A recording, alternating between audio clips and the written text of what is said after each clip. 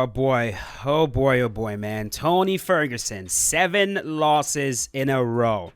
Just got done watching his fight versus Paddy Pimblett, and that was rough, man. It really was. On one hand, definitely Paddy Pimblett was game. He came to prove a point. He said he was disappointed in his last performance and against Jared Gordon, and he wanted to prove that he is so much better than what he showed in his last performance. And Tony Ferguson himself had something to prove. One, you have 6 losses in a row.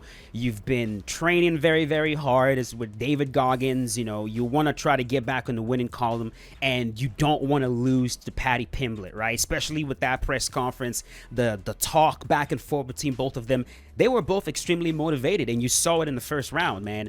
Paddy fought Tony Ferguson in a way that we haven't seen him fight before. He was absolutely aggressive. He was landing some clean shots. He would go southpaw, and then from southpaw, he would blast roundhouse kicks to the body. When he goes back to orthodox, he would attack with the calf kick. And those calf kicks, Tony Ferguson wasn't reacting to them properly, right? He wasn't checking it. He would get kicked in the legs. It would spin him around, and then Paddy Pimblett would go from the legs and then back up top. And at one point in the first round, he rocked Tony Ferguson badly, rocked him badly, backed him up against the cage, teed off on him, flying knee, left hook, drops Tony, gets down to the ground. Tony, rolls to his back, trying to recover. Paddy is trying to get him out of there. They scramble so many times on the ground, and I'm gonna tell you one thing that I'm so glad Tony did. The natural instinct a lot of times when you get mounted and someone is raining down ground and pound on you, the natural instinct most of the times is to roll and show your back, because right, the shots are coming to your face. And, pause. But punches are raining down on your face, and your natural instinct is to cover the face, give the back. But of course, right, in fighting, having someone on your back is the absolute worst position you can be in. And you can see Tony Ferguson battling with that. He would give his back, and then his skill will snap in, and he'll realize, oh no, this is a much worse position to be in. And he will roll back to mount. He will land ground and pound. He was just moving constantly. The back to mount.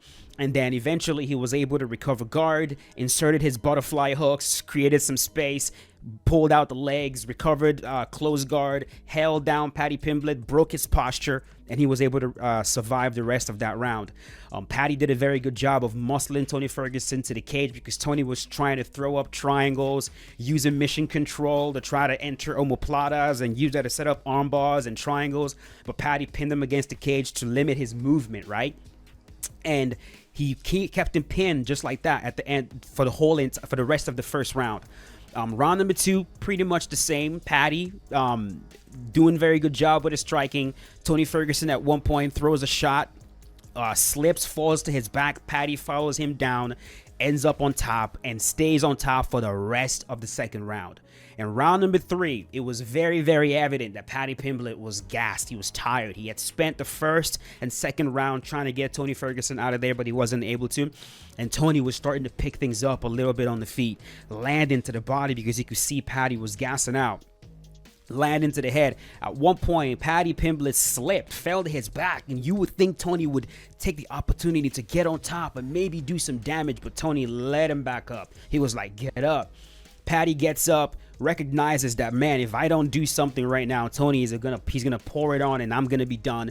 And so Paddy does a very good job of shooting the takedown in the third round, driving, lifting Tony, took him down, got on top, and then stayed on top for the rest of the round. And man, it just looked like Tony's willingness to accept close guard and try to use bottom close guard to find a submission.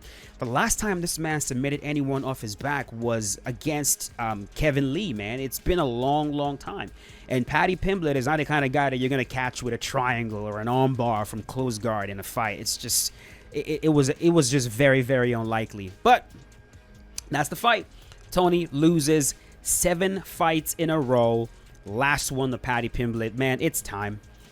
It is time. I don't know what you guys are thinking, but I really don't want to see Tony Ferguson fight again. I genuinely thought that he had, right, even with his declining age and the lack, the lack of momentum that he was on, I thought he had enough skill to be able to deal with Paddy Pimblett.